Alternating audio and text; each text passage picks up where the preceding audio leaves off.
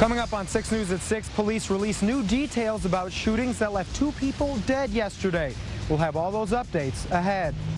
And missing medical equipment out of Eaton Rapids will tell you how you might have driven right past it today. And after another round of showers and thunderstorms, things are about to get a little on the cold side. 6 News at 6 starts now. Now, from your local news leader, this is 6 News. This was not a robbery attempt for guns or drugs. It was not a robbery attempt for money. Police released new details this afternoon about the shootings that left 2 people dead Monday. It's our top story this evening. Thanks so much for joining us. I'm Greg Adeline. And I'm Jane Aldrich. We're learning more details now about a pair of shootings yesterday that left 2 local men dead.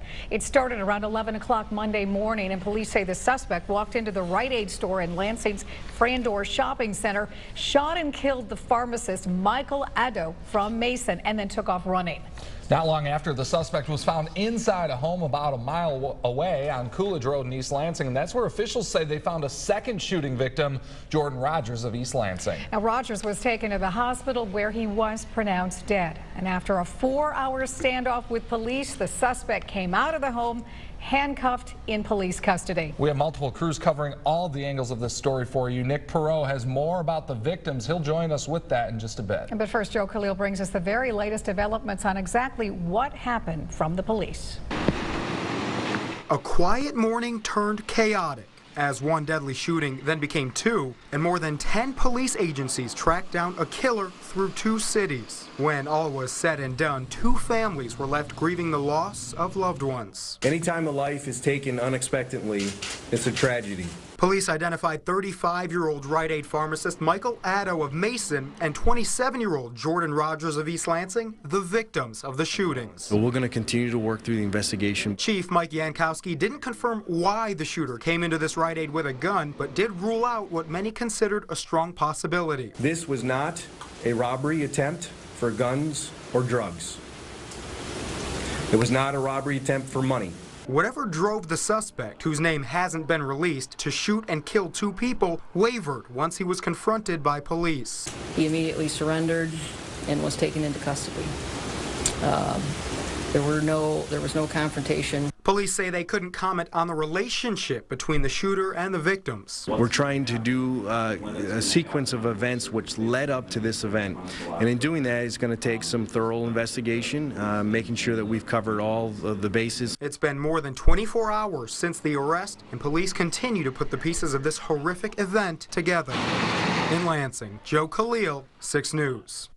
And police say they won't release the name of the suspect until he is arraigned, and that could happen as early as tomorrow. In addition to police officials at the press conference this afternoon, Ingham County Prosecutor Stuart Dunnings made a few remarks focusing on how the county will move forward with charges for the shooter. Dunnings says though the suspect will be charged soon, the magnitude of the crime will make the process a difficult one. And given the nature of this event, I'm certain that even though when we get the preliminary reports, which will probably be either later today or tomorrow, and a charging decision will be made at that time, that even upon the presentation of those reports, I'm sure that there will be additional supplemental information that we will be receiving. And so the investigation will continue beyond that point, no doubt. And we continue our team coverage now with Nick Perot. He spoke today to someone close to one of the victims about a life cut short. 27 years old, a father, and Nick Elena says, most importantly, a good person. It's just so sad how his life was taken away so violently. Nick's daughters Sarah and Jordan had been dating for a few years. He was a hard-working young man, very respectful of women, children, took care of my granddaughters quite nicely, was a very nice young man. A man Elena says knew the man next door who went by Ricard simply as a neighbor for about 6 months. He says the two got in an argument the night before. Jordan was trying to get him to quiet down, from what I understand. It was a lot of noise being made. But the two parted ways Sunday evening. Elena says loud noise from Ricard was an ongoing concern for Sarah and Jordan, and Sarah thought it would be resolved Monday morning. He was coming over to patch up what happened the night before, you know, to apologize. And But that's not what happened. Fortunate, though, because this dad says it could have been worse. I mean, she had just left half hour before this happened. Now, tragically, the Elena and Rogers family is left planning a funeral. Just want to give my condolences to them and, you know, let everybody know that this was a good man. A man taken away from his family too soon. In Lansing, Nick Perot, 6 News. All right, Nick, thanks. We're also learning more about the other shooting victim tonight as well. According to our media partners at MLive, Michael Addo was known as a friendly Rite Aid pharmacist with $1 million smile. Addo, from Mason, was originally from Ghana. His wife and toddler lived there. He had hoped to return there to open his own pharmacy. And be sure to stay with 6 News, both on air and online at WLNS.com, as we continue to bring you the very latest on this developing story. Well, we can now show you the face of the Meridian Township mom accused of killing her own daughter. 24-year-old Melissa Mitten was arrested Monday morning on charges of open murder. The arrest is linked to an incident that happened the day after Christmas when officials responded to the 2000 block of Belding in Meridian Township to investigate the infant's death. The baby's death remains under investigation, and if you have any information, you are asked to call Crime Stoppers. The number to dial 517-483-STOP. Jackson City Council meets tonight to discuss multiple issues. Members could approve a resolution that would change the city's stormwater ordinance and put it on the August ballot. There will also be a public hearing for the city's proposed budget for 2014 as well as the 2015 fiscal year, which could bring cuts to emergency services. We'll have details from that meeting tonight on 6 News at 11.